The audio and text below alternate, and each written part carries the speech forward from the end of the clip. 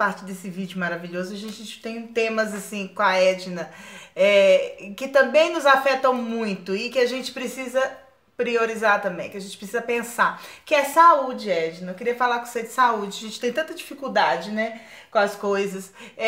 Quando a gente precisa de consultas específicas, especialidades e tal, a gente sempre tem dificuldade. Não tem aquele que fala assim, puf, consegui. Demora. Teve uma vez que eu fui assim, eu tava grávida e tal, fui fazer o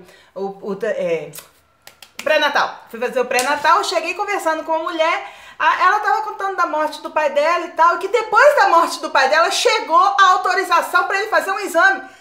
Você tá entendendo o que eu tô falando? Como que a gente pode pensar a saúde no nosso país, Edna?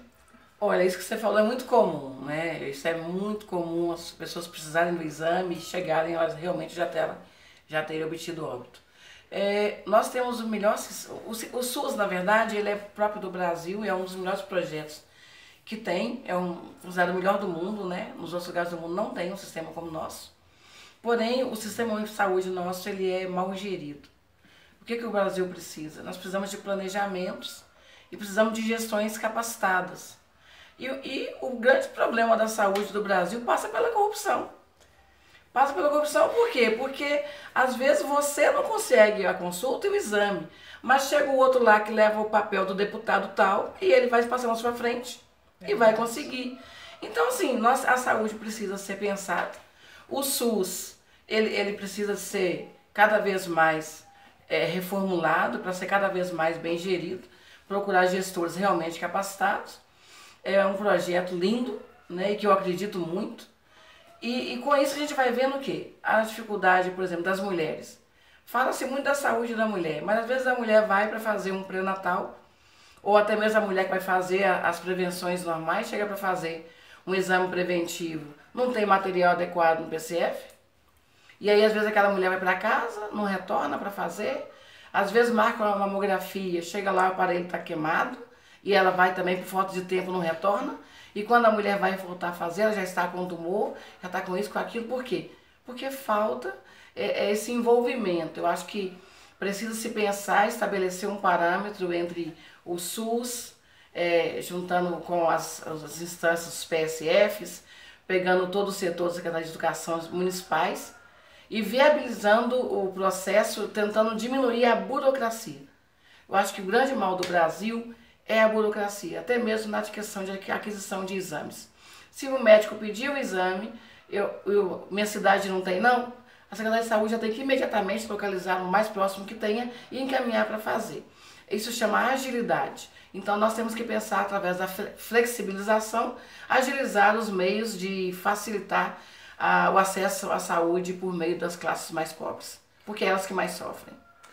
Eita, eu fiz assim, a fala da mulher que não volta, porque eu sou uma dessas mulheres que não volta, Jesus. Ai, falta de vergonha na cara. Dá uma preguiça, viu, Ed? Oh, meu Deus. Chega lá hoje não tem técnico, chega lá hoje não tem material. Aí... Eu sou dessa. Ai, que triste. Então, olha só, tem que ser Juliana Wolf, mas tá bom. Uma das bandeiras sua, Edna, é a dignidade humana como um todo, tal. Eu queria ouvir você falar. Eu gosto de te ouvir falar. Falar dessa tal dignidade humana, porque a gente precisa viver e viver com qualidade. Com qualidade. O que é dignidade, gente? A dignidade envolve educação, saúde, salário justo. Nós não temos que pedir esmola para o governo.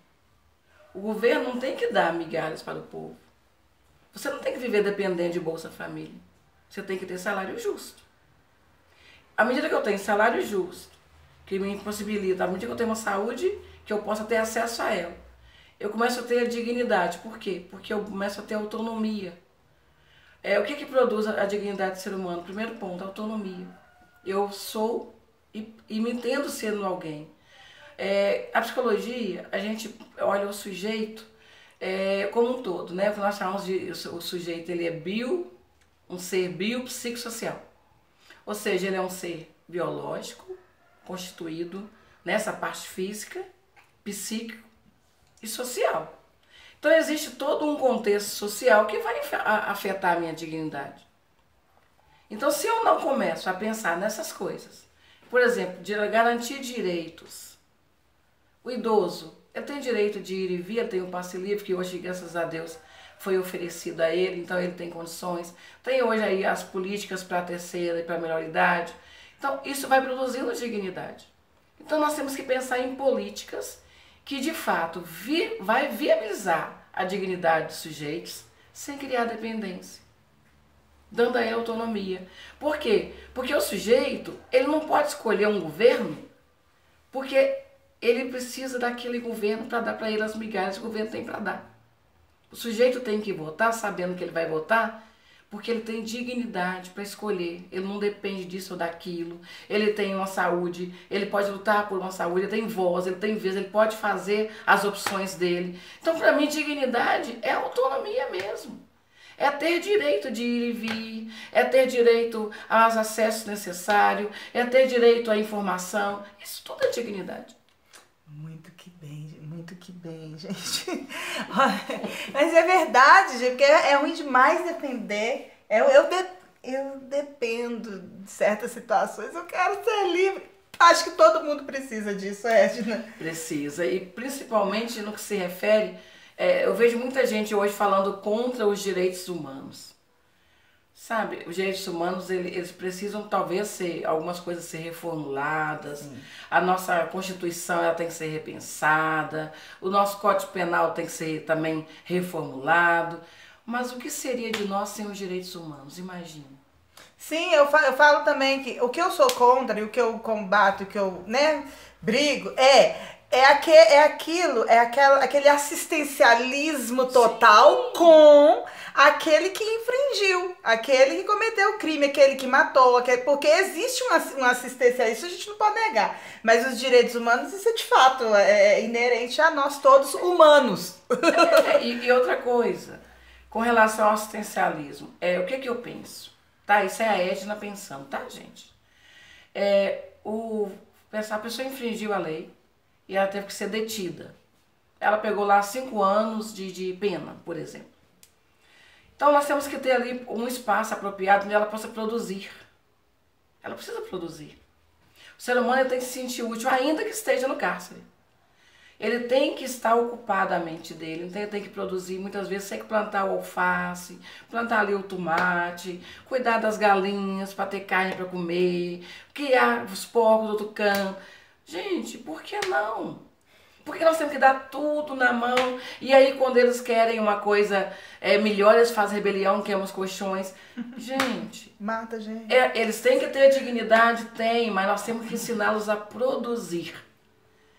Colocando nas cadeias, nas penitenciárias, uma formação adequada, né? A capacitação técnica também, para que eles possam sair dali realmente sendo sujeitos capazes de estar inseridos na sociedade de um modo a não fazer nenhum tipo de afetá-la de algum modo. Ele possa ser um ser produtivo. Porque o que afeta a nossa natureza humana é a nossa falta de ocupação, a ociosidade nos detona. Nós nascemos para produzir. Então vamos colocar o idoso para produzir, o detento para produzir, o adolescente para produzir, do jeito de cada um, no limite de cada um, mas vamos estimular a produção. Isso gera a autonomia dos sujeitos. Muito bem. Segura aí, você vai vir, nós vamos para a terceira e última parte desse vídeo, tá bom?